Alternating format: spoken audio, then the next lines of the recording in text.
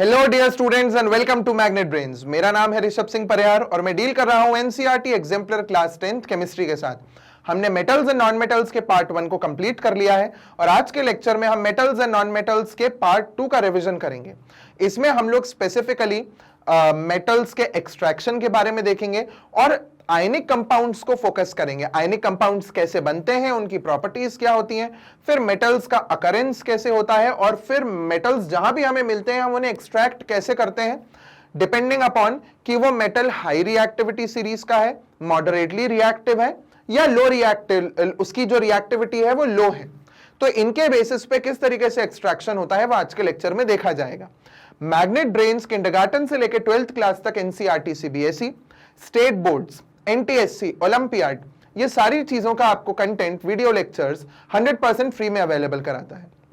खास बात यह है कि मैग्नेट ब्रेन्स पे 2 या 3 वीडियोस देखने के बाद भी आपको कोई पेड सब्सक्रिप्शन नहीं लेना पड़ता, ना कोई दूसरी फीस पे करनी पड़ती है, क्योंकि मैग्नेट ब्रेन्स ये सारी चीजें आपको 100% फ्री में अवेलेबल करा रहा है, वो भी क्वालिटी कंटेंट और क्वालिटी टीचर्स के साथ। तो चलिए शुरू करते हैं हम आज का lecture, that is metals and non metals part 2। सबसे पहला टॉपिक आता है आज का, that is how do metals react with solutions of other metal salts. तो एक तरीके से ये क्या है, इन शॉर्ट अगर मैं इस हेडिंग को लिखूं तो this is the displacement reaction. क्या है ये है डिस्प्लेसमेंट रिएक्शन। अब डिस्प्लेसमेंट रिएक्शन क्या होता है? डिस्प्लेसमेंट रिएक्शन का मतलब है a reaction in which a more reactive element displaces a less reactive element from its salt solution। ये हमने पढ़ा हुआ है चैप्टर 1 में भी।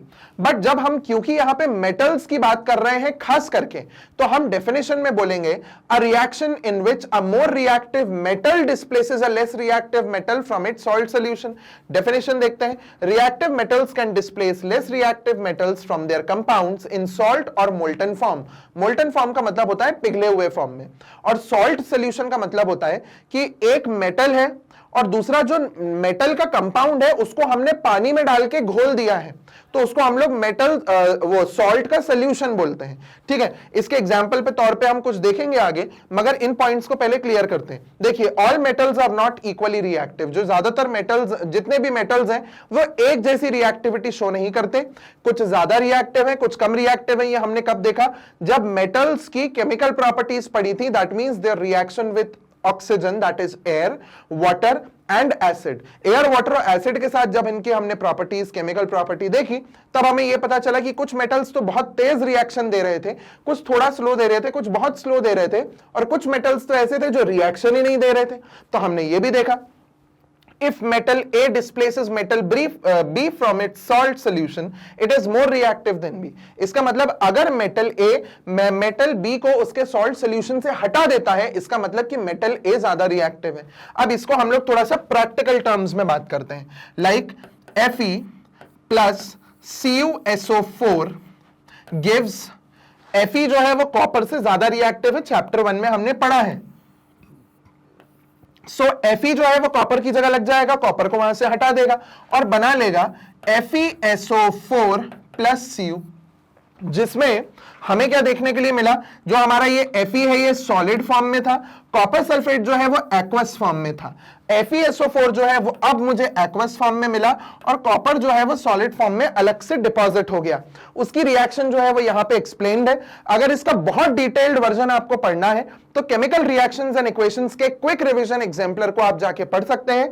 वहां पे सिर्फ एक नहीं, मैंने एक से ज्यादा एग्जाम्पल देके भी समझाया हुआ है, बट फिर भी हम यहाँ पे एक बार उसका शॉर्ट और एक शॉर्ट वे में हम समझते हैं कि देखिए, आयरन नेल ली हुई है, आयरन नेल ब्लू कलर के कॉपर सल्फेट सॉल्यूशन में डाला हुआ है। ब्लू कलर का कॉपर सल्फेट सॉल्यूशन धीरे धीरे ग्रीनिश कलर का हो रहा है। क्यों? क्योंकि ब्लू कलर के कॉपर सल्फेट में से कॉपर को हटा के आयरन उसकी जगह लग गया, और आयरन सल्फेट का कलर जो होता है दैट इज ग्रीन। ये ग्रीन हो गया, और कॉपर का ओरिजिनल कलर होता है रेड। तो वो रेड कलर जो है वो आयरन की जो ये नेल है इसके ऊपर डिपॉजिट हो जाएगा, और वो चीज आपको यहां पे होती हुई दिख भी रही है।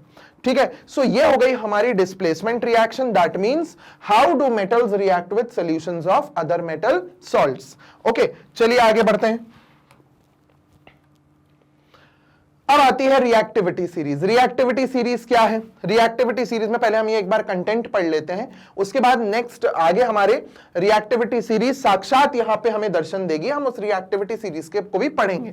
देखिए, the reactivity series is a list of metals arranged in the order of their decreasing activities. इसका मतलब क्या कि रिएक्टिविटी सीरीज एक सीरीज है मेटल्स की जिसमें उनको ऊपर से नीचे डिक्रीजिंग रिएक्टिविटी के अकॉर्डिंग अरेंज किया है। ज्यादा रिएक्टिव मेटल ऊपर है और धीरे धीरे जैसे जैसे नीचे आते जाएंगे आपको मेटल्स की रिएक्टिविटी कम होती हुई मिलेगी। This is reactivity series. आगे, after performing displacement experiments known as the reactivity or activity series has been developed. हमने जैसे जैसे डिस्प्लेसमेंट रिएक्शंस करी, हमें उसको देख के समझ आया कि ये रिएक्टिविटी सीरीज को कैसे डेवलप किया जाता है। तो फॉर 10th क्लास देखो, हमारी एनसीईआरटी का पॉइंट है। एनसीईआरटी 10th क्लास की बोलती है कि जो एक्सपेरिमेंट हमने डिस्प्लेसमेंट रिएक्शन के किए उनको देख के हमने रिएक्टिविटी सीरीज को अरेंज किया। ठीक है, ध्यान रखिएगा, यही सेम चीज आपको थोड़ा सा मॉडिफाइड फॉर्म में 12th की एनसीईआरटी में मिलेगी in the chapter electrochemistry. Electrochemistry में मेटल्स की जो ये रिएक्टिविटी सीरीज है, इसको हमने जोड़ा है रिडक्शन पोटेंशियल से। The standard reduction potential of the elements, ये वहां रिडक्शन पोटेंशियल का कंसेप्ट आप पढ़ेंगे, तो वहां पे जब पढ़ो तो ये ध्यान रखना कि मैंने आपको यहां 10th में ऑलरेडी उसके बारे में बताया था। तो ये मत सोचना कि सर ने तो हमें कुछ और बताया था कि भाई जो एक्सपेरिमेंट किया है उसके बेसिस पे हो रहा है।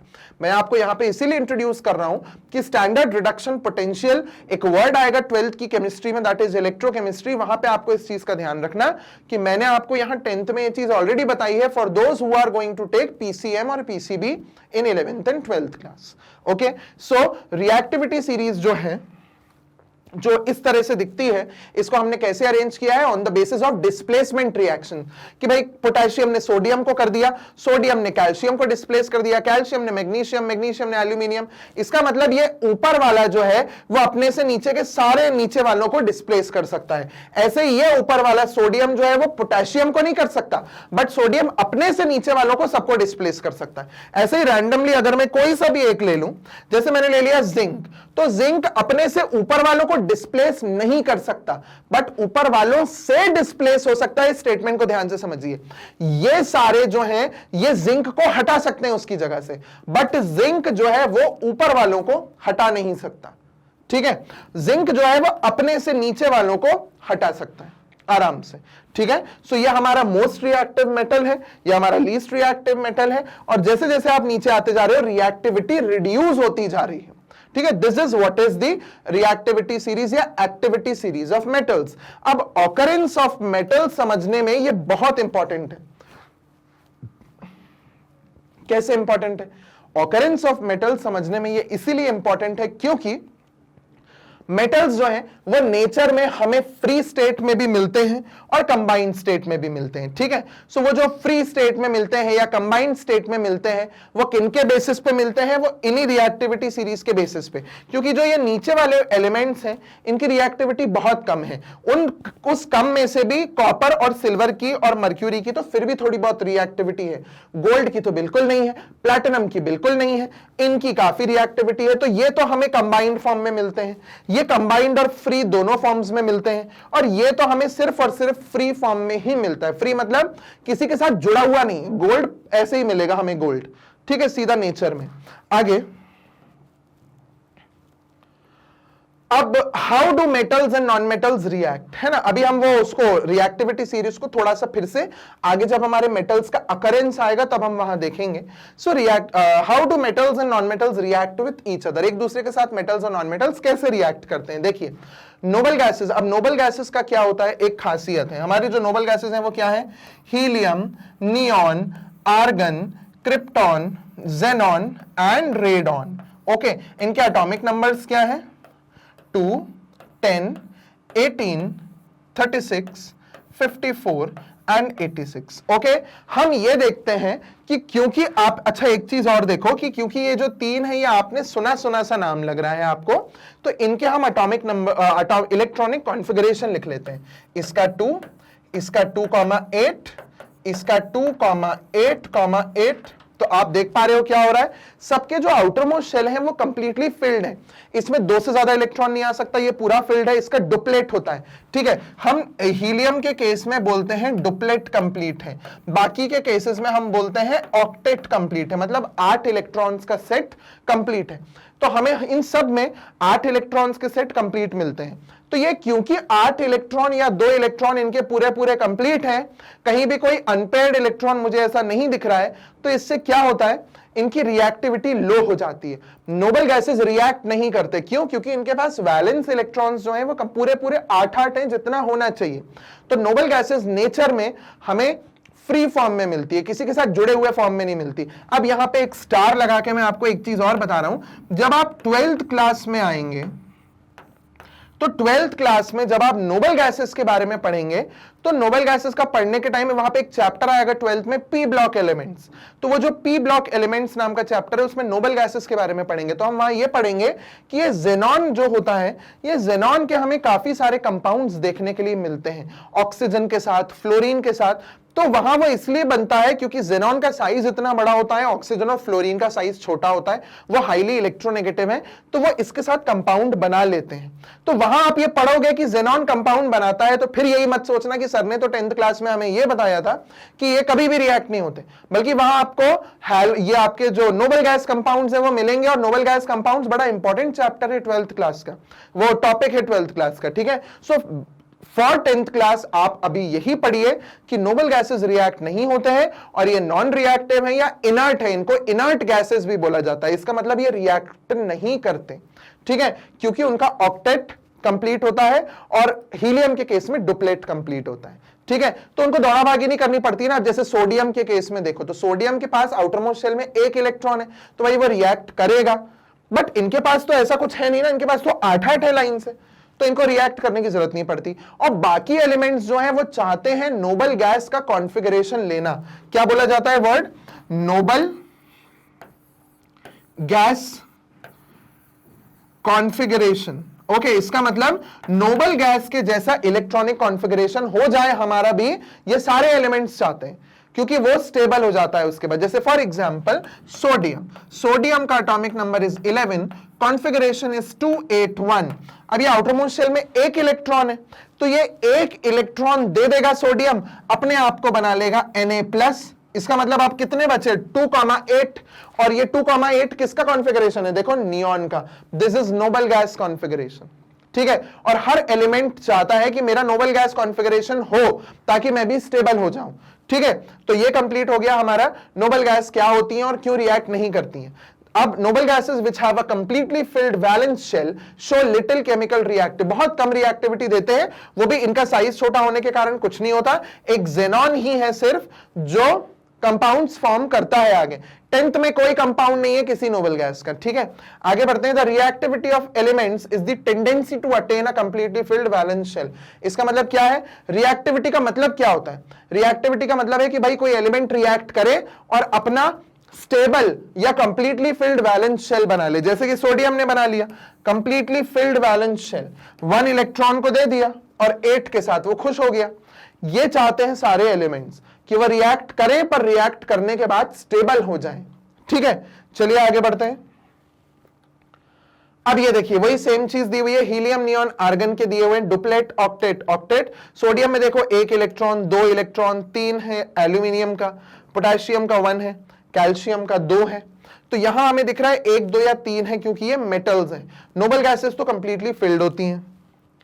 अब अगर हम स्पेसिफिकली नॉन मेटल्स को देखें, तो सभी के में देखो 4 या 4 से ज्यादा इलेक्ट्रॉन है। जैसे नाइट्रोजन में 5 है, ऑक्सीजन में 6 है, फ्लोरीन में 7 है, फास्फोरस 5, सल्फर 6 और क्लोरीन 7 और कार्बन में 4 होते हैं। तो नोबल गैसेस जो हमारे नॉन मेटल्स होते हैं, नॉन मेटल्स में 4 या 4 से ज्यादा इलेक्ट्रॉन्स आउटर मोस्ट शेल में हमें देखने के लिए मिलते हैं। वहीं पे आप मेटल के साथ कंपेयर करो, देखो मेटल में बिल्कुल अलग है। मेटल में 1, 2 या 3 होते हैं, नोबल गैस में तो कंप्लीटली फिल्ड होता है। ठीक है, चलिए आगे बढ़ते हैं। अब इसके बाद आता है हमारा फॉर्मेशन ऑफ सोडियम क्लोराइड, मतलब how do metals and non metals react with each other. अब एक मेटल और एक नॉन मेटल एक दूसरे से कैसे रिएक्ट करता है ये तो हम बाद में देखेंगे, चलिए पहले इसका फॉर्मेशन समझते हैं। हमारा है सबसे पहला sodium, sodium atomic number 11, configuration 2, 8 and 1। Chlorine atomic number 17, configuration 2, 8 and 7। मुझे ये आउटरमोस्ट शेल के इलेक्ट्रॉन देख के ये समझ आ रहा है कि मेरा जो क्लोरीन है वो मेरा एक नॉन मेटल है और जो हमारा सोडियम है वो मेटल है ना। अब सोडियम की आदत तो है इलेक्ट्रॉन देने की, जितने मेटल्स होते हैं मेटल्स की आदत है इलेक्ट्रॉन देने की। तो सोडियम क्या करेगा, उसके आउटरमोस्ट शेल में एक इलेक्ट्रॉन है। वहीं हम बात करें क्लोरीन की, so chlorine has 7 electrons in the outermost shell, ये 7। ओके, अब क्या होगा, सोडियम जो है वह अपना एक इलेक्ट्रॉन क्लोरीन को दे देगा, जिससे सोडियम के ऊपर चार्ज आ जाएगा पॉजिटिव, और क्लोरीन ने इसका एक इलेक्ट्रॉन ले लिया। इसके कारण, एक मिनट, हम क्लोरीन को बना भी लेते हैं पहले उसी फॉर्म में। ये एक इलेक्ट्रॉन ले लिया,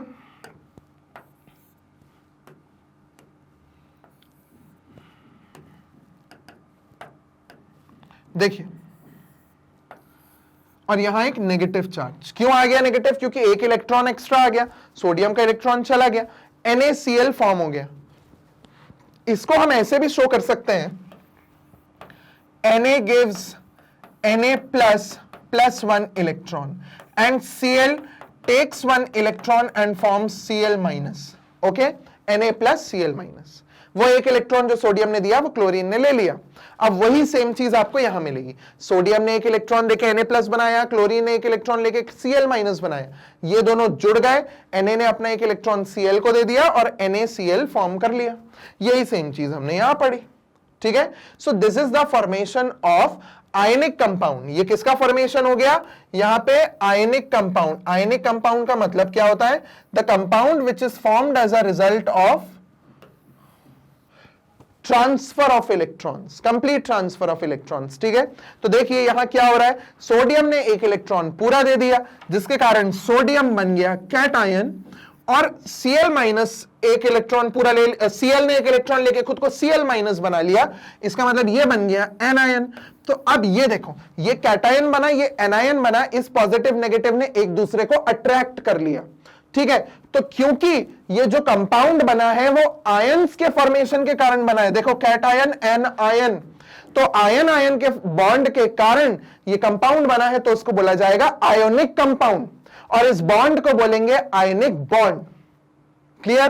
तो आयनिक कंपाउंड और इनके बीच का जो बॉन्ड है, जो अट्रैक्टिव फोर्स है, that attractive force is known as ionic bond. Clear. तो ये हो गया हमारा आयनिक कंपाउंड का formation, that is a result of, ये रिजल्ट है किसका, एक मेटल और एक नॉन मेटल के बॉन्ड का, एक इनके बीच के रिएक्शन का। क्योंकि मेटल की आदत होती है इलेक्ट्रॉन देने की, नॉन मेटल की आदत होती है इलेक्ट्रॉन लेने की। वहां से इलेक्ट्रॉन दिया, नॉन मेटल ने लिया, मेटल ने इलेक्ट्रॉन दिया, मेटल इलेक्ट्रॉन देके खुद को कैटायन बनाता है, नॉन मेटल इलेक्ट्रॉन लेके खुद को एनायन बनाता है। एनायन क्या होता है, नेगेटिवली चार्ज्ड आयन। कैटायन क्या होता है, पॉजिटिवली चार्ज्ड आयन। ये हमने 9th क्लास में एटम्स एंड मॉलिक्यूल्स में पढ़ा है, ठीक है। एटम्स एंड मॉलिक्यूल्स में आयंस पढ़े हैं 9th क्लास में, इतनी जल्दी पुरानी चीजें नहीं भूलते हम, है ना।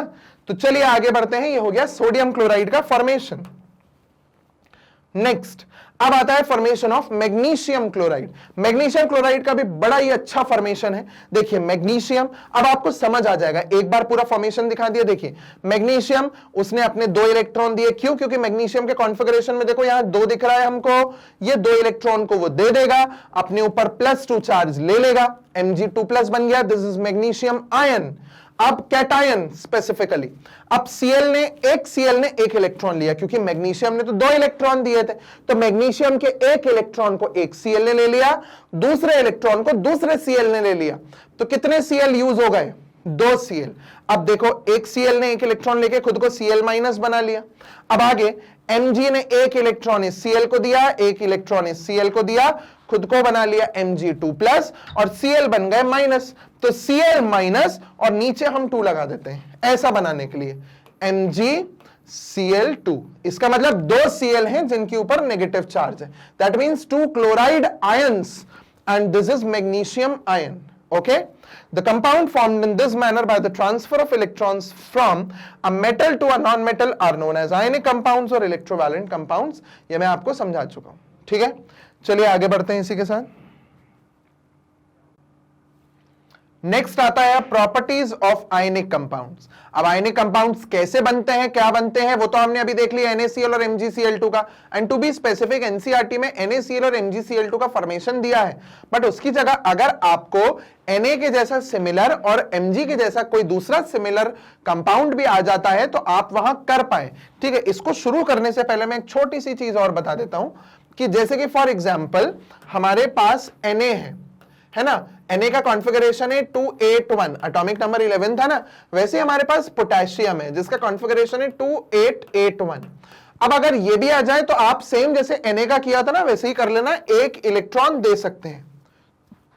और Mg कॉन्फ़िगरेशन 282 और इसी के जैसा होता है कैल्शियम विच इज 2882. देखो सेम है, ये भी 2 इलेक्ट्रॉन देगा, ये भी 2 इलेक्ट्रॉन देगा. इसने NaCl बनाया, ये KCl बनाएगा. इसने MgCl2 बनाया, इसने CaCl2 बनाया. ठीक है, सो ये सिमिलर टाइप के इनको आप कर सकते हैं. ठीक है, आगे बढ़ते हैं. अब so properties of ionic compounds, melting and boiling point of some ionic compounds जो हमें दिए हुए हैं. NaCl का 10741686 ये डेटा है, इनको रीड करके बताने की जरूरत नहीं है. इन जनरल जो मैं ओवरव्यू देख पा रहा हूं, ये देखिए कि इनके जो मेल्टिंग और बॉइलिंग पॉइंट्स है वो हाई है, काफी ज्यादा है ना. और कुछ कुछ को तो देखो मेल्ट करने के लिए कितना कितना 2850 केल्विन. अब चलो डिग्री सेल्सियस में करने के लिए भी 273 माइनस करोगे तो भी 2000 से भी ज्यादा, 2500 अब डिग्री सेल्सियस है, इतने में आप उसको मेल्ट कर पाओगे. टेम्परेचर तो देखो आप कितना ज्यादा है. तो इससे हम क्या समझ पा रहे हैं कि मेल्टिंग और बॉइलिंग पॉइंट जो आयनिक कंपाउंड्स के हैं वो बहुत ज्यादा होते हैं. ऐसा क्यों है कि ज्यादा होता है? क्योंकि आयनिक कंपाउंड जो बना है that is formed due to the attractive forces between the positive and the negative ions. इनके attractive force के कारण बना है और ये attractive force इतना strong होता है कि हमें बहुत ज्यादा टेम्परेचर लग जाता है उस attractive force को तोड़ के उसको solid से liquid state में convert करने के लिए. इसलिए इनका melting point जो है वो ज्यादा है. I hope this is clear to all of you. आगे देखते हैं. फिजिकल नेचर, शुरुआती फिजिकल नेचर से हुआ. या एक काम करते हैं ना, पहले ये देख लेते हैं, अभी हमने डिस्कस किया है. So melting and boiling point, ionic compounds have high melting and boiling point. This is because a considerable amount of energy is required to break the strong inter ionic attraction. देखा, 2 ions के बीच में, cation और anion के बीच में जो attraction है वो बहुत ज्यादा है, उसको तोड़ने के लिए हमें ज्यादा एनर्जी लगती है. Okay, next, physical nature. Ionic compounds are solids and are hard because of the strong force of attraction. हर जगह रीजन वही है, strong force of attraction. तो physical nature में भी भाई ये solids होते हैं, hard होते हैं, क्योंकि इनका जो फोर्स ऑफ अट्रैक्शन है आयंस के बीच में वो काफी स्ट्रांग होता है, पॉजिटिव और नेगेटिव आयंस के बीच का फोर्स ऑफ अट्रैक्शन. और ये कंपाउंड्स जो होते हैं वो जनरली ब्रिटल होते हैं, अगर आप इनको जोर से हिट करेंगे तो ये टुकड़ों में टूट जाएगा. ठीक है, and break into pieces when pressure is applied. Okay, दबाओ, मोड़ो या घुमाओ ऐसे पकड़ के या तोड़ना चाहो वो टूट जाएगा टुकड़ों में. ठीक है, next, solubility. Electrovalent compound, ionic compounds को इलेक्ट्रोवैलेंट भी बोलते हैं. इलेक्ट्रो वर्ड ही चार्जेस से होता है ना रिलेटेड, तो चार्जेस की बात जहां आएगी वहां इलेक्ट्रो वगैरह चीजें तो आएंगी. ठीक है, so electrovalent compounds are generally soluble in water and insoluble in solvents such as kerosene, petrol etcetera. अब जो वाटर में ये बड़े अच्छे से सोल्यूबल होते हैं. क्यों वाटर में सोल्यूबल होते हैं? क्योंकि आयनिक कंपाउंड्स को आप जैसे ही पानी में डालते हो वो अपने अपने आयंस में सेपरेट हो जाते हैं, जिसको बोलना होता है डिसोसिएट. ओके, वो अपने आयंस में डिसोसिएट हो जाते हैं. आपने NaCl को जैसे ही पानी में डाला वो Na प्लस और Cl माइनस में टूट के अलग हो जाएगा. और इस कारण वो जो इतना बड़ा क्लस्टर है ना, आयनिक कंपाउंड का एक मॉलिक्यूल नहीं होता है. आयनिक कंपाउंड तो ऐसा होता है,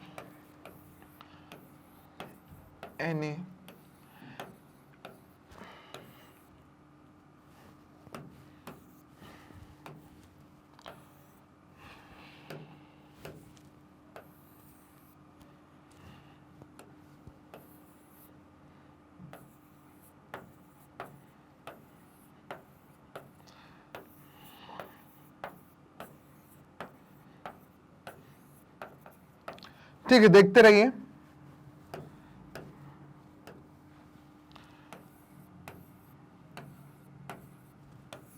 इस तरीके से NaCl का हमारे पास पूरा क्लस्टर होता है। ओके, इस तरीके से पूरा, और यहां नेगेटिव नेगेटिव लगा दो और Na के ऊपर हम पॉजिटिव पॉजिटिव लगा देंगे। देखिए इस तरीके से पूरा क्लस्टर होता है।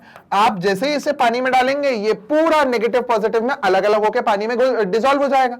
तो इसकी सोल्यूबिलिटी पानी में होती है, और इसीलिए होती है क्योंकि पानी खुद भी पोलर होता है। पोलर का मतलब होता है पानी जो है इसमें ऑक्सीजन के ऊपर पार्शियल नेगेटिव, H के ऊपर पार्शियल पॉजिटिव चार्जेस होते हैं। तो ये पॉजिटिव वाले जो H है ना, ये Cl को घेर लेते हैं, और जो ये नेगेटिव वाला ऑक्सीजन है ये उसको Na+ को घेर लेता है। इससे Na और Cl को अलग कर दिया जाता है। ठीक है, सो पानी पोलर होने के कारण इन्हें अलग कर देता है। वहीं पे जो केरोसिन और पेट्रोल है ये ओलर पोलर कुछ नहीं होते हैं ऐसे। ठीक है, सो केरोसिन और पेट्रोल में अगर आप NaCl को डालोगे वो ऐसा का ऐसा ही पड़ा रहेगा, डिसोसिएट नहीं होगा आयंस में। ठीक है, सो ये हमारा एक्सप्लेनेशन हुआ कि NaCl या कोई भी दूसरा आयनिक कंपाउंड पानी में सोल्यूबल क्यों होता है, क्योंकि पानी खुद पोलर है और वो Na और Cl के नेगेटिव पॉजिटिव को खींच के अलग कर देता है। ठीक है, आगे देखिए कंडक्शन ऑफ इलेक्ट्रिसिटी। अब कंडक्शन ऑफ इलेक्ट्रिसिटी का जो रीजन है वो भी वही सेम है कि जैसे ही हमने NaCl को पानी में डाला, यहां Na+ अलग हो गया, Cl- अलग हो गया। पर ये तभी होता है जब एक्वस सोल्यूशन हो। क्या हो? Aqueous solution. एक्वस सोल्यूशन का मतलब क्या होता है? जब किसी भी चीज को हमने पानी में घोल के रखा हुआ हो। तो आपने NaCl को पानी में घोला, Na+ Cl- अलग हो गए।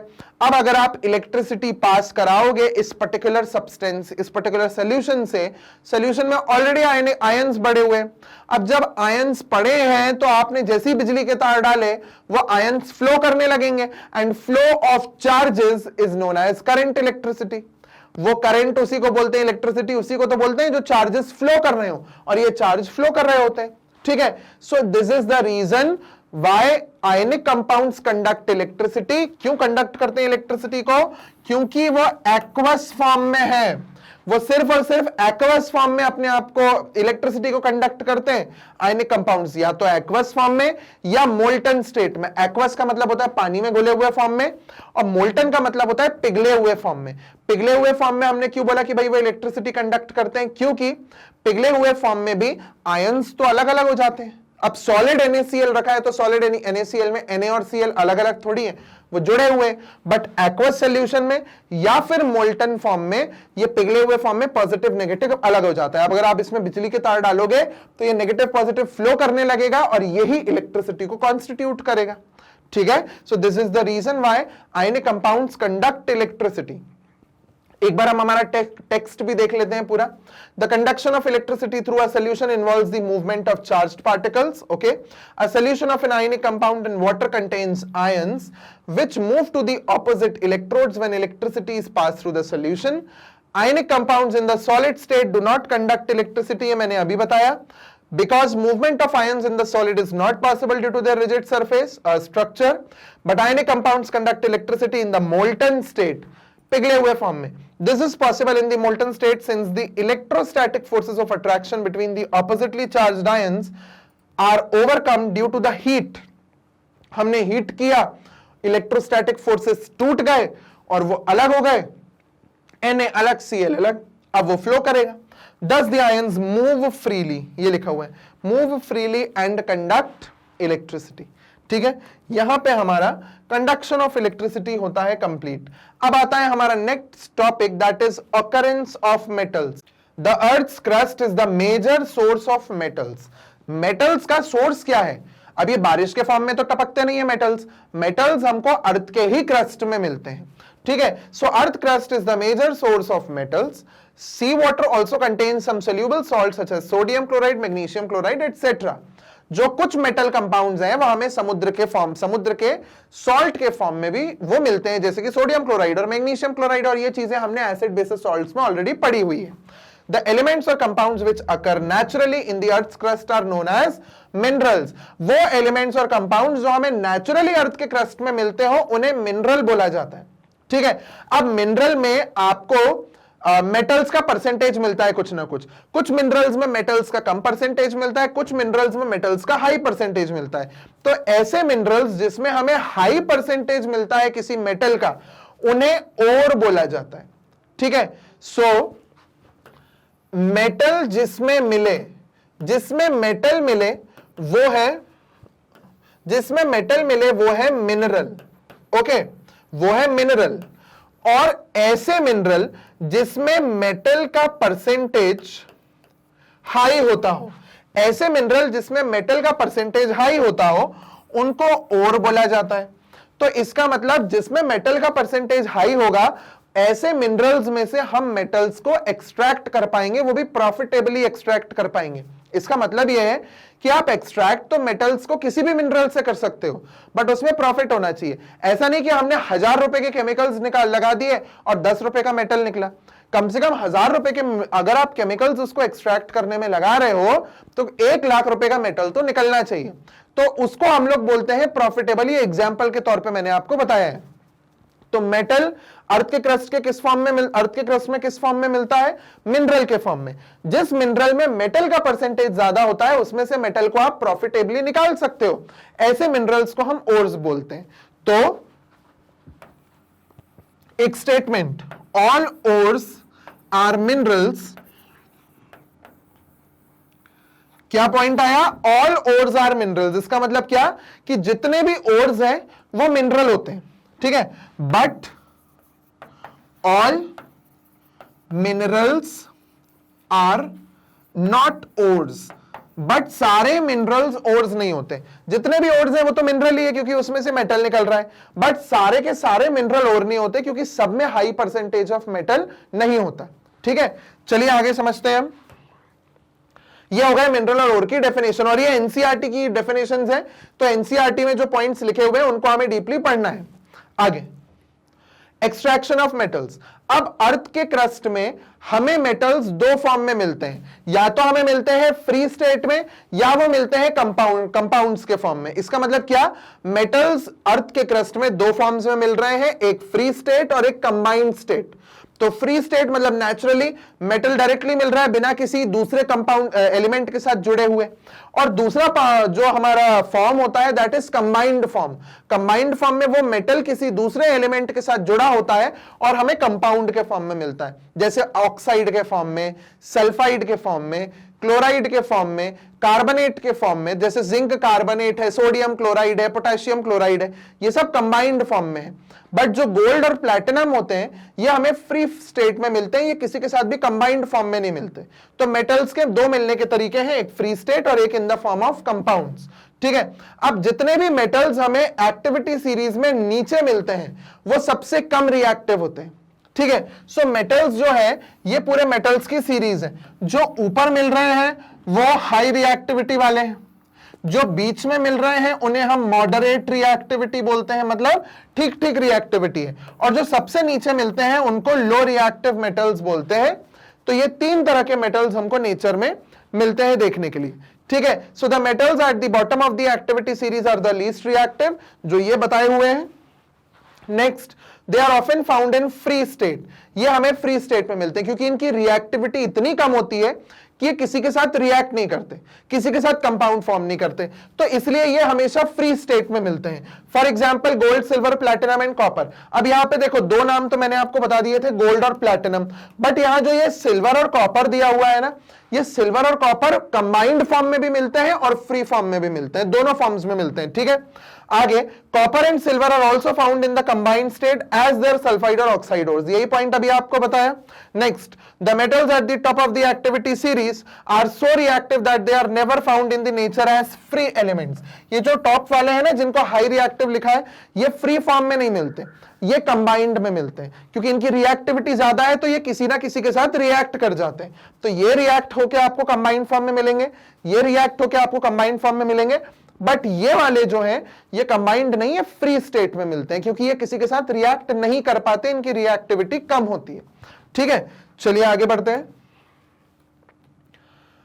अब वो मेटल्स जो middle of the reactivity series है, जिनके एग्जांपल्स हैं जिंक, आयरन, लेड। ये जो जिंक, आयरन, लेड है, ये मॉडरेटली रिएक्टिव मेटल्स हैं। अब ये मॉडरेटली रिएक्टिव मेटल्स जो होते हैं ये अर्थ के क्रस्ट में मेनली ऑक्साइड, सल्फाइड और कार्बोनेट्स के फॉर्म में मिलते हैं, ठीक है। These moderately reactive elements are found in the form of oxide, sulphide and carbonate, ठीक है। ऑक्साइड मतलब मेटल का ऑक्साइड, सल्फाइड मतलब मेटल का सल्फाइड, और कार्बोनेट मतलब मेटल का कार्बोनेट। ये कार्बोनेट है, ये सल्फाइड है और ये ऑक्साइड है, ठीक है। इन फॉर्म्स में मॉडरेटली रिएक्टिव एलिमेंट्स मिलते हैं। The ores of many metals are oxides. क्यों हमारे ज्यादा से ज्यादा मेटल्स के ओर्स ऑक्साइड्स हैं? क्यों ऑक्साइड्स हैं? ऑक्साइड्स का मतलब ऑक्सीजन के साथ रिएक्टिविटी इसीलिए है क्योंकि मेटल तो चलो रिएक्ट कर रहा है, ऑक्सीजन खुद भी बहुत रिएक्टिव गैस है, तो वो ज्यादा से ज्यादा एलिमेंट्स के साथ रिएक्ट कर जाती है। This is because oxygen is a very reactive element and is very abundant on the earth. एक तो ये रिएक्टिव है, दूसरी है अबंडेंट है। अबंडेंट का मतलब होता है बहुत मिलती है, बहुतायत में मिलती है, ठीक है। So this is the reason most of the metals are found in their oxide form. Clear? चलिए आगे बढ़ते हैं। एक्सट्रैक्शन ऑफ मेटल्स में अब नेक्स्ट टॉपिक है हमारा कि हमने मेटल्स को 3 हिस्सों में बांट दिया on the basis of reactivity. हमने मेटल्स को ग्रुप किया, ये ज्यादा वाले हाईली रिएक्टिव, ये बीच में जो है ये मॉडरेटली रिएक्टिव, और ये सबसे नीचे है ये हमारे लीस्ट रिएक्टिव, ठीक है। These are found in the native state, natural state में मिलते हैं, अपने फ्री स्टेट में। रिडक्शन यूजिंग, इनको हम लोग रिडक्शन करके निकालते हैं और इनको हम लोग इलेक्ट्रोलिसिस से निकालते हैं, ठीक है। तो पहला मेटल्स ऑफ लो रिएक्टिविटी जो कि ये है नीचे, ये नीचे की तरफ है इधर, ये रहे, ठीक है। फिर मेटल्स ऑफ मीडियम रिएक्टिविटी, ये मीडियम रिएक्टिविटी कहां मिल रहे हैं भाई हमको? ये मिल रहे हैं इधर, ठीक है। और लास्ट आता है हमारा मेटल्स ऑफ हाई रिएक्टिविटी, तो ये हाई रिएक्टिव मेटल्स ये, ओके। सो ये 3 हमको हमारे टेबल में मिल रहे हैं देखने के लिए, ओके। चलिए आगे बढ़ते हैं। Different techniques are used for obtaining the metals following in each category. हर कैटेगरी में मेटल्स जो पड़े हुए हैं, जो हमें मिल रहे हैं, वो हर कैटेगरी की सेपरेशन टेक्निक अलग है। हम हाईली रिएक्टिव एलिमेंट्स को अलग तरीके से निकाल रहे हैं, ये देखिए, हाई रिएक्टिव वालों को इलेक्ट्रोलिसिस से निकाल रहे हैं, मॉडरेट वालों को रिडक्शन से निकाल रहे हैं, और जो हमारे ये लीस्ट रिएक्टिव है ये तो मिलीनेटिव स्टेट में रहे, तो इनको निकालने में बहुत ज्यादा प्रॉब्लम नहीं करनी है हमें, ठीक है। सो हमारे तरीके ही अलग हैं तीनों की कैटेगरीज में मेटल्स को निकालने में। Okay, several steps are involved in the extraction of pure metal from the ores. Ores में से मेटल तक पहुंचने में बहुत सारे स्टेप्स होते हैं, तब जाके हम मेटल को एक्सट्रैक्ट कर पाते हैं, ठीक है। चलिए आगे बढ़ते हैं। अब ये दिया हुआ है एक बहुत ही ब्रीफ में चार्ट, इसको पढ़ने के बाद हम आगे थोड़ा सा कंटेंट को पढ़ते हैं कि ये भाई हमारा अब हमारा मेटल है। अभी हमने मेटल को सबसे पहले तो ओर में ढूंढा, वो मिनरल में से हमें वो मिनरल मिल गया जिसमें बहुत सारा मेटल है। अब ओर को कॉन्सेंट्रेट करना है, इसका मतलब मेटल का अमाउंट बढ़ाना है, बाकी चीजों का अमाउंट कम करना है, इंप्योरिटीज का अमाउंट कम करना है। तो concentration of ore, concentration of ore मतलब increasing the amount of metal in the ore, thereby decreasing the impurity. Metal को बढ़ाना, इंप्योरिटी को कम करना। कैसे हो रहा है? हाईली रिएक्टिव मेटल्स का इलेक्ट्रोलिसिस करो और प्योर मेटल निकाल लो, ये है हाई रिएक्टिव मेटल्स के लिए। अब जो मॉडरेट रिएक्टिव मेटल्स होते हैं, मॉडरेटली रिएक्टिव मेटल्स जो होते हैं वो 2 तरह के होते हैं। आधे मिलते हैं, कुछ में आधे तो नहीं, कुछ मिलते हैं हमें कार्बोनेट्स के फॉर्म में, और कुछ ऐसे होते हैं जो हमें मिलते हैं सल्फाइड के फॉर्म में, ठीक है। कुछ हमें कार्बोनेट के फॉर्म में मिलते हैं, कुछ हमें सल्फाइड के फॉर्म में मिलते हैं। जो कार्बोनेट के फॉर्म में मिलते हैं उनको हम लोग स्ट्रांगली हीट करते हैं, ठीक है। तो यहां पे हम लोग क्या कर रहे हैं? Strong heating. और ये सिर्फ यही नहीं कर रहे हैं, उधर भी कर रहे हैं। बट कार्बोनेट ओर्स की हीटिंग को हम कैल्सिनेशन बोलते हैं। सी से कार्बोनेट, सी से कैल्सिनेशन, और ये हीटिंग होती है in the absence of oxygen, ठीक है। ये हीटिंग होती है in the absence of oxygen. और जो ये सल्फाइड ओर्स है, इसको भी हम लोग स्ट्रांगली हीटिंग करते हैं, उस प्रोसेस को बोला जाता है रोस्टिंग। रोस्टिंग का मतलब होता है heating in the presence of oxygen. तो हमने क्या किया? ये भी स्ट्रॉन्ग, कैल्सिनेशन का मतलब भी स्ट्रॉन्ग हीटिंग है, रोस्टिंग का मतलब भी स्ट्रॉन्ग हीटिंग है। बस फर्क इतना है कि यहां पे एब्सेंस ऑफ ऑक्सीजन होती है, यहां पे प्रेजेंस ऑफ ऑक्सीजन में सल्फाइड ओर्स को हीट किया जाता है।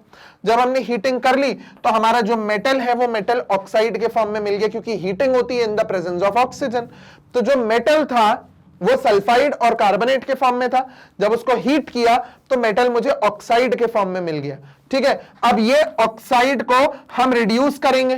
कैसे रिड्यूस करेंगे? कार्बन का यूज करके। ठीक है, कार्बन का यूज करके हम इन ऑक्साइड्स को रिड्यूस करेंगे। इसका मतलब कोई भी मेटल है जिसका ऑक्साइड है, हमने कार्बन डाला, कार्बन मेटल को यहां से हटा देगा और कार्बन खुद जुड़ जाएगा ऑक्सीजन के साथ। तो क्या प्रोड्यूस हुआ? मेटल प्लस कार्बन मोनोऑक्साइड, ये प्रोड्यूस हुआ, रिडक्शन ऑफ मेटल और फाइनली प्योरिफिकेशन ऑफ मेटल। अब जो मेटल मुझे मिला है उसको प्योरीफाई कर लिया। तो ये होता है हमारा रिएक्टिविटी ऑफ, ये मीडियम रिएक्टिविटी वाले मेटल्स को एक्सट्रैक्ट करना। ये हाई रिएक्टिविटी वाले हो चुके हैं। अब लास्ट आता है metals of low reactivity. High वालों को इलेक्ट्रोलिसिस कर दिया, मॉडरेट वालों को हीटिंग कर दी, एक को प्रेजेंस में एक को एब्सेंस में। अब मेटल्स ऑफ लो रिएक्टिविटी, वैसे इनकी रिएक्टिविटी बहुत कम है, तो हम क्या करते हैं, ये सल्फाइड ओर्स के फॉर्म में मिलते हैं। या तो फ्री स्टेट में मिलेंगे जैसे गोल्ड और प्लैटिनम, अगर फ्री स्टेट में मिल रहा है तो ऐसे ही यूज कर लो। अगर कंबाइंड स्टेट में मिल रहा है तो जनरली ये सल्फाइड ओर्स के फॉर्म में मिलते हैं। आपने सीधे सीधे सल्फाइड ओर्स में रोस्टिंग करी, मतलब heating in the presence of oxygen किया। आपने जैसी हीटिंग करी आपको मेटल ऑक्साइड मिल जाएगा या सीधा मेटल मिल जाएगा। जनरली क्या होता है, मेटल जो सल्फाइड ओर्स हैं इनको अगर हम ऑक्सीजन के फॉर्म प्रेजेंस में हीट करते हैं तो क्या होता है, ये जो S है ना, ये O2 के साथ निकल के SO2 बना लेता है और मेटल अलग हो जाता है। तो यहां हमें ज्यादा प्रॉब्लम नहीं फेस करनी पड़ती है। तो हमारा मेटल जो सल्फाइड ओर के फॉर्म में प्रेजेंट था उसको ऑक्सीजन के प्रेजेंस में हीट किया, सल्फर जो है वो ऑक्सीजन के साथ मिलकर SO2 बन के निकल गया, मेटल अकेला रह गया। मुझे मेटल चाहिए था, मेटल मिल गया। अब मेटल की आप रिफाइनिंग कर लो, मतलब प्योरिफिकेशन कर लो। तो ये एक ब्रीफ है किस तरीके से हाईली, मॉडरेटली और लो रिएक्टिव मेटल्स को हम अलग करते हैं। ठीक है, चलिए आगे देखते हैं अब इनको एक एक करके थोड़ा सा डिटेल में। एनरिचमेंट ऑफ, अच्छा एनरिचमेंट, ये जो एक प्रोसेस है ना, ये एक्सट्रैक्शन ऑफ मेटल्स में, उसमें पहले हम एक थोड़ा सा इंट्रोडक्शन एनसीईआरटी में, क्योंकि ऐसा ही दिया हुआ है तो एनसीईआरटी में पहले एनरिचमेंट ऑफ ओर्स दिया हुआ है। एनरिचमेंट ऑफ ओर्स में हम क्या करते हैं कि जैसे ओर्स को हमने माइन करके खदानों में से निकाला।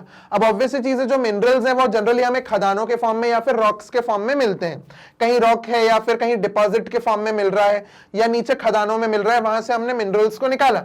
So ores mined from the earth are usually contaminated. अब ये कंटामिनेटेड किससे होता है? सैंड से हो सकता है, सॉइल से हो सकता है। तो हमारा जो ओर है उसमें गंदगी भी पड़ी होगी, सैंड पड़ा होगा, सॉइल पड़ा होगा। इन इंप्योरिटीज को हम लोग गैंग बोलते हैं। ठीक है, क्या बोलते हैं? Gang, GANGUE।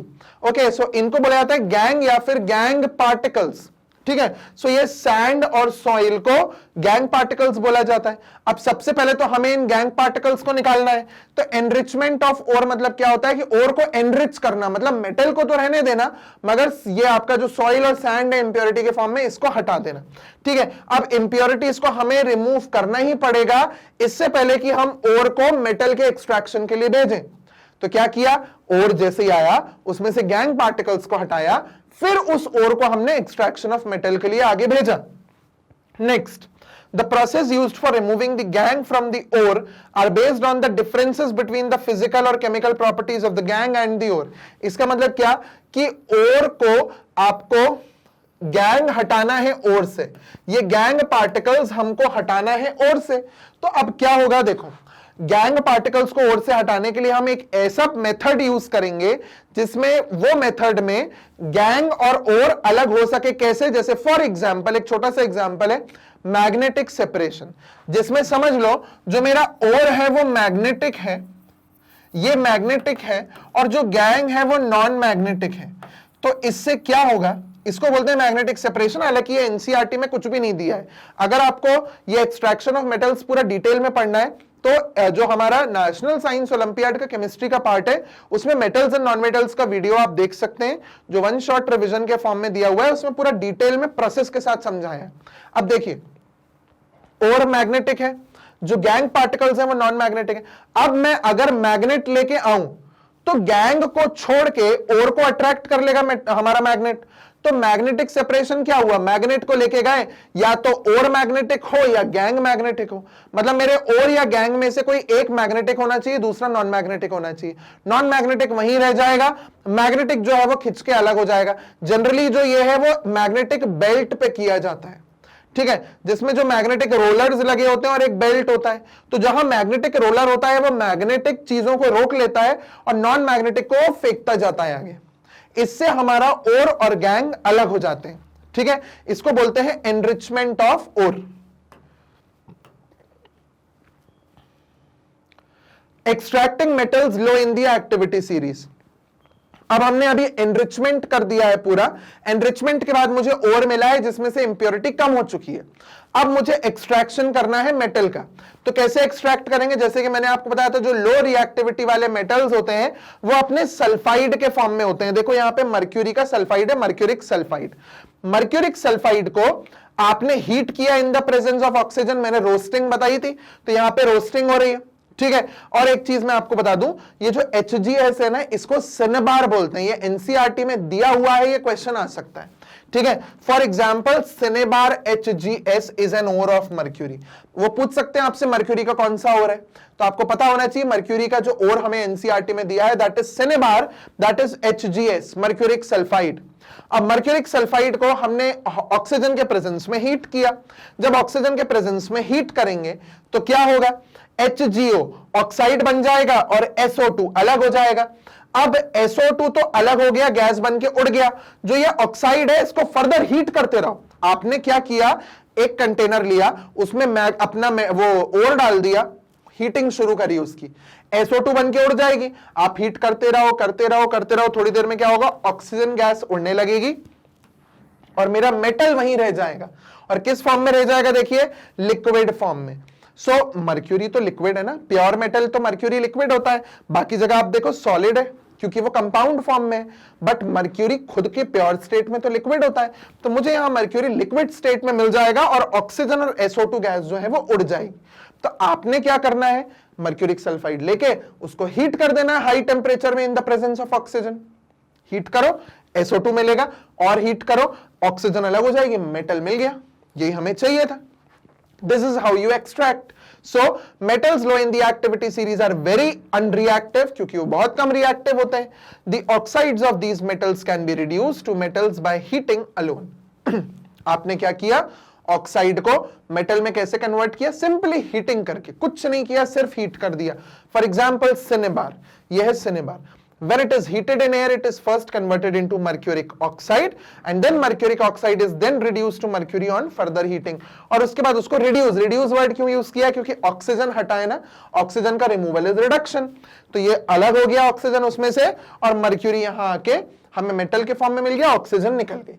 Bye simple heating you can obtain metal from the oxide और इट्स ओर। सिंपली बोलो मेटल फ्रॉम इट्स ओर, ठीक है। चलिए आगे बढ़ते हैं। Extracting metals low in the activity, अभी हमारा वही चल रहा है, एक कॉपर का एग्जांपल और है, ये भी एनसीईआरटी में दिया हुआ है। अब आप देखो कॉपर का सल्फाइड, कॉपर के सल्फाइड को ऑक्सीजन के प्रेजेंस में हीट किया, कॉपर ऑक्साइड मिला और सल्फर डाइऑक्साइड गैस मिल गई। जब भी आप सल्फर के कोई भी सल्फाइड के ओर को हीट करते हो तो आपको ये SO2 गैस मिलती है, और SO2 गैस की एक कैरेक्टरिस्टिक प्रॉपर्टी होती है स्मेल ऑफ बर्निंग सल्फर। ये हमने कहां पढ़ा है, chapter 1 decomposition reaction. Decomposition reaction में पढ़ा है स्मेल ऑफ बर्निंग सल्फर। ये प्रोड्यूस होती है जब भी ये गैस निकलती है। तो कॉपर सल्फाइड को आपने हीट किया ऑक्सीजन के प्रेजेंस में, कॉपर ऑक्साइड बना, SO2 गैस निकल गई। फर्दर आपने कॉपर ऑक्साइड को और उसी में पड़े हुए आप और हीट करते रहे तो आपको कॉपर मिल गया और SO2 गैस निकल गई। अब यहां पे ये थोड़ा सा चेंज है इसमें और आपके मर्क्यूरिक सल्फाइड में, ठीक है। मर्क्यूरिक सल्फाइड को तो ऑक्साइड को आप सीधा हीट करोगे, मर्क्यूरी अलग हो जाएगा, ऑक्सीजन निकल जाएगा। यहां पे हमने क्या किया, CO2 जो कॉपर का ऑक्साइड है वो कॉपर के सल्फाइड के साथ वहीं उसी मिक्सचर में पड़े पड़े हीट हो रहा है, हमें कॉपर दे रहा है और SO2 गैस निकलती चली जा रही है। तो सीधा कॉपर मिल रहा है और SO2 निकलती जा रही है, निकलती जा रही है, निकलती जा रही है, ठीक है। ये कंप्लीट हो गया हमारा कॉपर का एक्सट्रैक्शन। इसका एक बार टेक्स्ट भी देख लेते हैं। Similarly copper which is found as Cu2s in nature can be obtained from its ore by just heating in air. Simply इसको हीट करो एयर में, काम हो गया, कॉपर हमें मिल गया। आगे देखते हैं extraction of metals in the middle of the activity series. अब middle of the activity series में जो मेटल्स है उनको एक्सट्रैक्ट करना है। देखिए कौन कौन से मेटल्स है हमारे पास, iron, zinc, lead, copper etcetera. ये मॉडरेटली रिएक्टिव मेटल्स होते हैं। They are usually present as sulphides और कार्बोनेट्स इन द नेचर। ये हम पढ़ चुके हैं कि या तो ये सल्फाइड के फॉर्म में होते हैं या कार्बोनेट के फॉर्म में होते हैं। अब कार्बोनेट या फिर सल्फाइड से मेटल को निकालना, सीधा मेटल को निकालना थोड़ा मुश्किल होता है। तो हम क्या करते हैं, कार्बोनेट को या फिर सल्फाइड को पहले ऑक्साइड में कन्वर्ट करते हैं और फिर इस ऑक्साइड से हम मेटल निकालते हैं। Okay, that means metal carbonate और metal sulphide would first be like it would be converted to metal oxide. Metal oxide में कन्वर्ट किया, फिर मेटल ऑक्साइड से आप मेटल निकाल सकते हो सिंपल हीटिंग से, या हीटिंग ही नहीं, यहां पे आप एक चीज और करिए, सिंपल हीटिंग से यहां पे ऑक्सीजन नहीं निकलेगा, क्योंकि सिंपल हीटिंग के लिए आपकी जो लो रिएक्टिविटी वाले मेटल्स होते हैं वो ऑक्सीजन को जल्दी छोड़ देते हैं, बट जो थोड़े मॉडरेट रिएक्टिविटी वाले मेटल्स हैं उनकी रिएक्टिविटी लो वालों से तो ज्यादा होती है। तो मॉडरेटली रिएक्टिव मेटल ऑक्सीजन को इतनी जल्दी नहीं छोड़ते, तो हमें यहां पे रिडक्शन कराना होता है कार्बन के साथ। ठीक है, तो कार्बन के साथ रिडक्शन करा के आप मेटल को ऑब्टेन कर सकते हो। ये प्रोसेस अब अभी हम आगे देखेंगे। ठीक है, देखिए, so there are usually present as sulphides और carbonates in the nature. It is easier to obtain a metal from its oxide. Oxide से निकालना ज्यादा आसान है as compared to its sulphide and carbonate, इसीलिए हम लोग ऑक्साइड में कन्वर्ट करते हैं। Therefore prior to reduction the metal sulfides and carbonates must be converted into metal oxide। ये दिया हुआ है पॉइंट कि सल्फाइड या कार्बोनेट से पहले हम उसको ऑक्साइड में कन्वर्ट करते हैं, फिर उसमें से मेटल को निकालते हैं। आगे, the sulphide ores are converted into oxides by heating strongly in the presence of excess air. आप कैसे उसको कन्वर्ट कर सकते हो उनके ऑक्साइड्स में, सल्फाइड्स और कार्बोनेट्स को आप हीटिंग कर दो। अगर वो सल्फाइड और है तो आप ऑक्सीजन के प्रेजेंस में हीटिंग करो। तो देखो लिखा हुआ है presence of excess air, this process is known as roasting. ये हम पढ़ चुके हैं। Next, the carbonate ores are changed into oxides by heating strongly in limited air. अब यहां पे कंट्रोल्ड में, इन द लैक और absence of oxygen, this process is known as calcination. C से कैल्सिनेशन, सी से कार्बोनेट। कार्बोनेट में देखो already oxygen लगा हुआ होता है, तो ये ऑक्सीजन जो है ना ये खुद ही जुड़ जाता है मेटल के साथ। बट सल्फाइड का फॉर्मूला अगर आप देखते हो तो सल्फाइड में कहीं ऑक्सीजन नहीं मिलता, इसलिए हमें इसको प्रेजेंस ऑफ ऑक्सीजन में हीट करना पड़ता है। ये एक तरीका है याद करने का कि सी से कैल्सिनेशन, सी से कार्बोनेट, और कार्बोनेट में ऑलरेडी ऑक्सीजन दिख रहा है ना, हमें ऑक्सीजन दिख रहा है फॉर्मूले में, तो इसलिए हम लोग एब्सेंस ऑफ ऑक्सीजन में हीट करते हैं, हमें ऑक्सीजन की जरूरत नहीं है, ऑलरेडी यहां पे ऑक्सीजन है। ठीक है, आगे देखिए, the chemical reaction that takes place during roasting and calcination of zinc ores can be shown as follows. एक रोस्टिंग दिखाया है, एक कैल्सिनेशन। रोस्टिंग में जिंक सल्फाइड को ऑक्सीजन के प्रेजेंस में हीट किया और हीट करके उसको जिंक ऑक्साइड बना लिया और सल्फर डाइऑक्साइड गैस निकल गई। अब एक चीज देखो, रोस्टिंग में कौन सी गैस निकल रही है, SO2, which gives us smell of burning sulfur। Burning sulphur की स्मेल देती है ये गैस। अगला केस देखिए, कैल्सिनेशन। कैल्सिनेशन में ZnCO3, zinc carbonate. Zinc carbonate को हमने ऑक्सीजन के प्रेजेंस में हीट नहीं किया है, डायरेक्टली जिंक कार्बोनेट को हीट कर दिया जिससे वो जिंक ऑक्साइड बन गया और यहां गैस निकली CO2। इस गैस को अगर आप लाइम वाटर से पास कराओगे तो लाइम वाटर मिल्की हो जाएगा। तो ये बर्निंग सल्फर की स्मेल देती है और ये लाइम वाटर को मिल्की टर्न कर देती है। हम इनको देख के पता लगा सकते हैं कि हमारा ओर कैसा था। अगर स्मेल बर्निंग सल्फर की स्मेल आ रही है तो हमारा जिंक सल्फाइड ओर था, और अगर हमारा कार्बन डाइऑक्साइड एक गैस निकल रही है उसको लाइम वाटर से पास करा दो, अगर लाइम वाटर मिल्की हो जाता है तो हमारा जो ओर था वो कार्बोनेट ओर था। ठीक है, दोनों में हीटिंग करके बनाया हमने एक ही चीज है, जिंक ऑक्साइड। ठीक है, अब जिंक ऑक्साइड बन गया। अब आता है जिंक ऑक्साइड का रिडक्शन। तो जिंक ऑक्साइड के रिडक्शन के लिए देखो मैंने यहां कार्बन यूज किया है।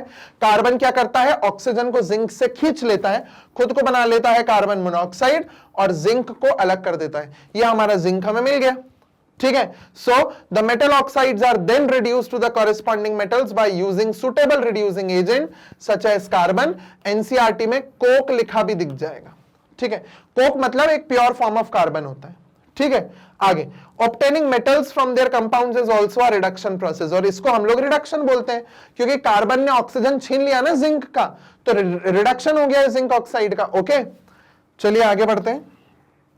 बिसाइड यूजिंग कार्बन, अब आप कार्बन का यूज करो, कोक का यूज करो रिडक्शन के लिए, metal oxides to metal, sometimes displacement reaction can also be used. आप कोक का यूज कर रहे हो, कार्बन का यूज कर रहे हो, यहां पे कार्बन की जगह आप कोई हाईली रिएक्टिव मेटल भी यूज कर सकते हो, सोडियम, पोटेशियम, जितने भी ऊपर वाले हैं, कैल्शियम है, तो हमारा जो पोटेशियम, कैल्शियम, सोडियम, ये सारी चीजों को, मैग्नीशियम, इनको आप यूज कर सकते हो जिंक को डिस्प्लेस करने के लिए, है ना, क्योंकि क्या होती है हमारी रिएक्टिविटी सीरीज। अब देखिए जिंक हमारा यहां पर है, ठीक है, और हाई रिएक्टिव मेटल्स में हमारे पास ये इतनी लिस्ट है, तो इनमें से आप किसी को भी यूज कर सकते हो जिंक को डिस्प्लेस करके अलग करने के लिए। तो नॉट ओनली कार्बन और coke, you can also use highly reactive metals, आप हाईली रिएक्टिव मेटल्स को भी यूज कर सकते हो मॉडरेटली रिएक्टिव मेटल्स को एक्सट्रैक्ट करने के लिए, ठीक है। So sodium, calcium, aluminium etcetera are used as reducing agents because they can displace metals of lower reactivity from their compounds, ठीक है, ये यही चीज उनने यहां पे एक्सप्लेन करी है। चलिए आगे बढ़ते हैं। नेक्स्ट आता है अब वही चीज जो अभी हमने पढ़ी थी कि ऑक्साइड से कैसे आप मेटल निकाल रहे हो डिस्प्लेसमेंट रिएक्शन से। सो डिस्प्लेसमेंट के फॉर्म में यहां पे अब एक एग्जांपल आ गया, देखिए मैंगनीज डाइऑक्साइड यहां हमें दिख रहा है, इसको हमने हीट किया एल्यूमिनियम पाउडर के साथ, ठीक है, तो हमने एल्यूमिनियम पाउडर डाल के, मतलब सॉलिड एल्यूमिनियम डाल के, मैंने मैग्नीशियम ऑक्साइड, मैंगनीज ऑक्साइड को, सॉरी Mn है, मैंगनीज ऑक्साइड को हीट किया। अब जैसी हीटिंग करी, एल्यूमिनियम जो है वो मैंगनीज से ज्यादा रिएक्टिव है, तो एल्यूमिनियम क्या करेगा, यहां पे जाके मैंगनीज को हटा देगा, खुद उसकी जगह लग जाएगा, तो बन गया Al2O3, क्योंकि एल्यूमिनियम ऑक्सीजन के साथ जुड़ गया और मैंगनीज को लिक्विड फॉर्म में अलग कर दिया। अब यहां मैंगनीज लिक्विड फॉर्म में क्यों आ गया, चलो मर्क्यूरी का तो हमें वहां समझ आ रहा था, जो पहला केस देखा था कि मर्क्यूरी लिक्विड फॉर्म में होता है, मैंगनीज इसलिए लिक्विड फॉर्म में आ गया क्योंकि डिस्प्लेसमेंट रिएक्शंस आर एक्सोथर्मिक, और ये रिएक्शन इतनी एक्सोथर्मिक होती है, इतनी ज्यादा हीट निकालती है कि मैंगनीज लिक्विफाई हो जाता है, पिघल जाता है मैंगनीज, ठीक है। इस रीजन से जो मेटल हमें ऑब्टेन हो रहा है, that metal is in liquid form. Okay, now these displacement reactions are highly exothermic, यही पॉइंट बताया आपको अभी। The amount of heat evolved is so large that the metals are produced in the molten state, और इतनी ज्यादा heat होती है कि मेटल मोल्टन स्टेट में प्रोड्यूस होता है। Next, the reaction of iron 3 oxide, जो आयरन 3 ऑक्साइड है, आयरन 3 का मतलब समझते हो आप, आयरन का 3 वैलेंसी वाला ऑक्साइड, ओके, क्योंकि 2 वैलेंसी वाला ऑक्साइड जो होता है ना, उसका फॉर्मूला क्या होता है, Fe2O2, 2 से 2 कैंसिल, FeO, ठीक है, ये FeO हो गया। यहां देखो Fe3O2, तो क्या बन गया, Fe2O3, ये आयरन 3 ऑक्साइड, ये आयरन 2 ऑक्साइड, ओके।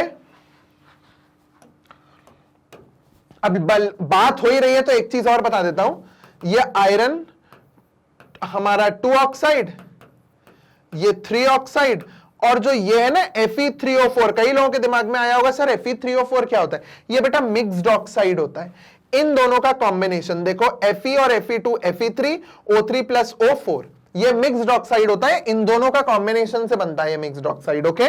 चलिए आगे बढ़ते हैं। The amount of heat evolved is so large that the metals are produced in molten state. The reaction of iron 3 oxide with aluminium is used to join railway tracks और cracked machine parts.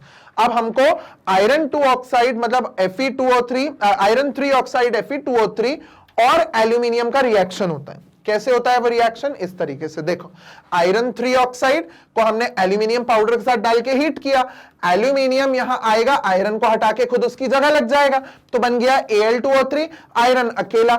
इतनी ज्यादा heat निकल रही है कि यह heat iron को पिघला देती है। अब कहीं अगर रेलवे ट्रैक टूट गया है तो वहां पिघला हुआ आयरन कैसे लेके जाऊं, वहां ले जाना मुश्किल है, तो मैं ये रिएक्शन वहीं ले जाके कर लेता हूं जहां रेलवे ट्रैक में दरार पड़ गई है या वो टूट गया है। ठीक है, ये रिएक्शन वहीं करता हूं, वहां पिघला हुआ आयरन मिलता है मुझे, और उस आयरन को यूज करके हम रेलवे ट्रैक्स को जोड़ देते हैं। या मशीन का पार्ट कभी टूट जाए या कुछ हो जाए, हैवी मशीन है, तो ये वहां पे आप ये रिएक्शन करके पिघला हुआ आयरन ऑब्टेन कर सकते हो।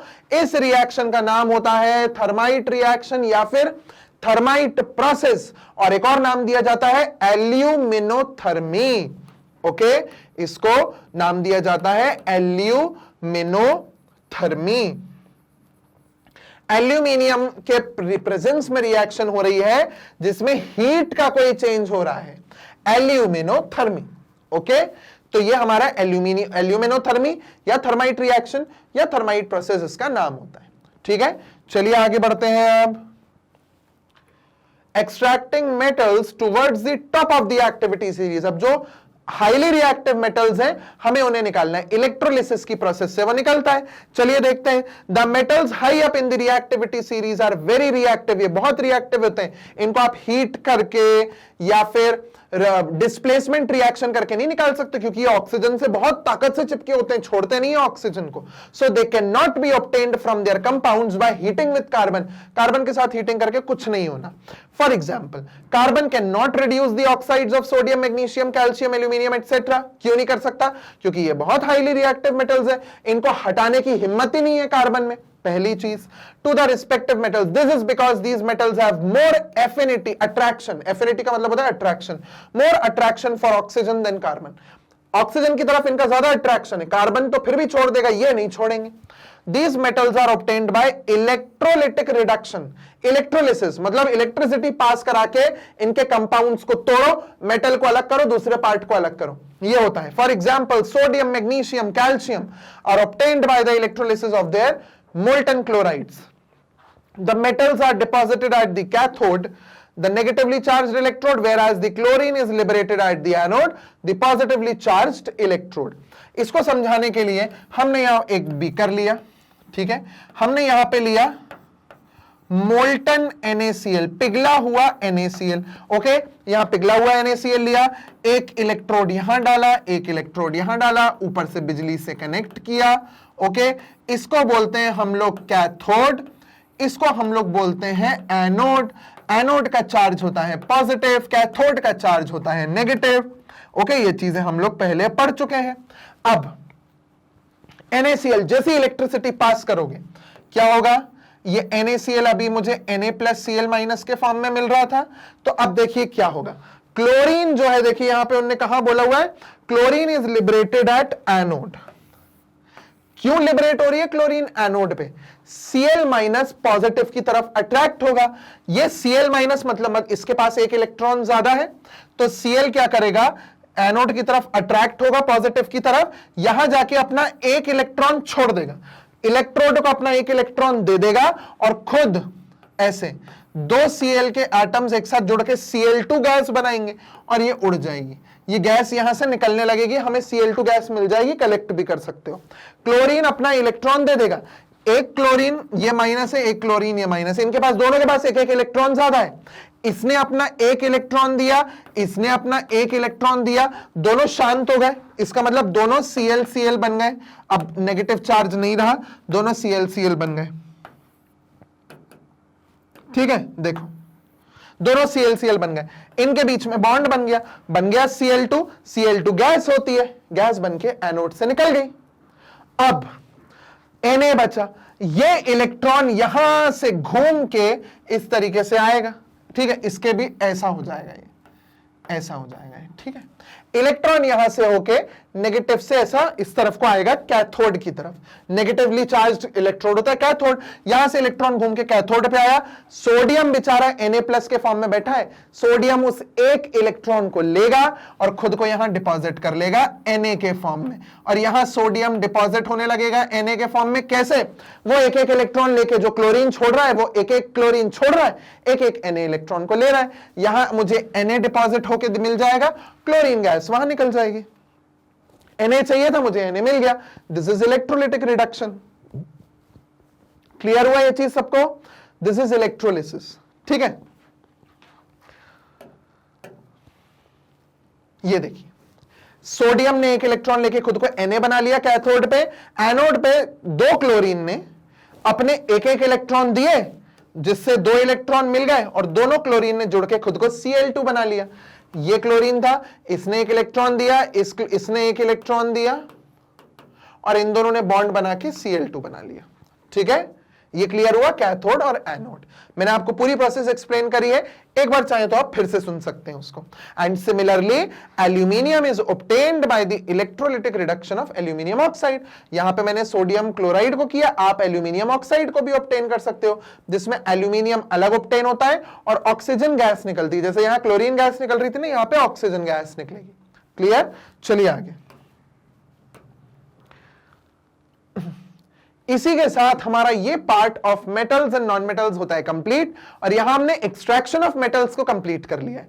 ठीक है, अब जैसे कि यहां पे हमारे दो पार्ट्स हो गए, अब इन दो पार्ट्स को एक सीक्वेंस में देखने में या सर्च करने में अगर आपको यूट्यूब पे कोई प्रॉब्लम आती है तो आप मैग्नेट ब्रेन्स की ऑफिशियल वेबसाइट www.magnetbrains.com पे जाके आप ये वीडियोस को एक सीक्वेंस में देख सकते हैं। आप जैसे ही गूगल पे ये डालेंगे, ये पेज ओपन हो जाएगा ऑफिशियल वेबसाइट का। यहां पे सर्च कोर्सेज में आप एग्जाम्पलर डालें, एग्जाम्पलर जैसे ही डालेंगे इस तरीके से एग्जाम्पलर के सारे वीडियो के जितनी भी सीरीज है सब ओपन हो जाएंगी। यहां हमें केमिस्ट्री दिख रहा है, केमिस्ट्री पे वॉच नाउ पे क्लिक कीजिए।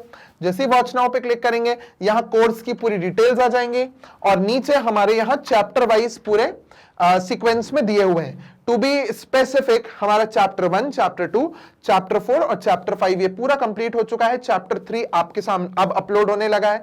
जैसे कि आपको एक वीडियो जो जा चुका है वो मिलेगा, अब आपको पार्ट 2 भी वहां पे अवेलेबल होगा, ये वाला वीडियो, इसलिए आप लोग ये वीडियो देख रहे हैं क्योंकि अपलोड हो चुका है।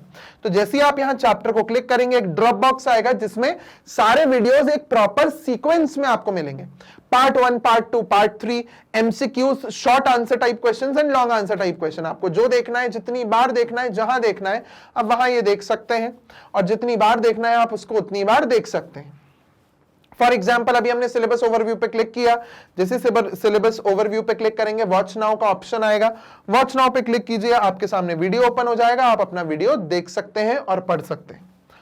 मैग्नेट ब्रेन्स आप हिंदी में भी अवेलेबल है, तो जिनको हिंदी मीडियम में ज्यादा अच्छे से समझ आता है, जो लैंग्वेज का मीडियम है वो हिंदी है, तो सारे चैप्टर्स यहाँ पे जितना भी कंटेंट है वो सब कुछ यहाँ पे हिंदी में आपको एक्सप्लेनेशन में अवेलेबल होगा। सो मैग्नेट ब्रेन्स हिंदी को आप सब्सक्राइब करें और इसे शेयर करें उन सभी के साथ जिसको सिलेबस को हिंदी मीडियम में समझना ज्यादा आसान लगता है, ज्यादा अच्छा लगता है। मैग्नेट ब्रेन्स किंडरगार्टन से लेकर 12th क्लास तक NCERT, CBSE, state boards, NTSC और ओलंपियाड, ये सारी चीजें इंग्लिश और हिंदी मीडियम में आपको 100% फ्री में अवेलेबल कराता है, वो भी क्वालिटी कंटेंट और क्वालिटी टीचर्स के साथ, जिसमें कोई भी सब्सक्रिप्शन फीस या कोई भी दूसरी फीस नहीं है। सारी चीजें यहाँ 100% फ्री में अवेलेबल है। सो आप वीडियो को लाइक करें, चैनल को सब्सक्राइब करें और इसे शेयर करें अपने दोस्तों के साथ, अपने पीयर ग्रुप में, so that together we can improve the quality of education and keep waiting for part 3 metals and non-metals only on Magnet Brains. Thank you.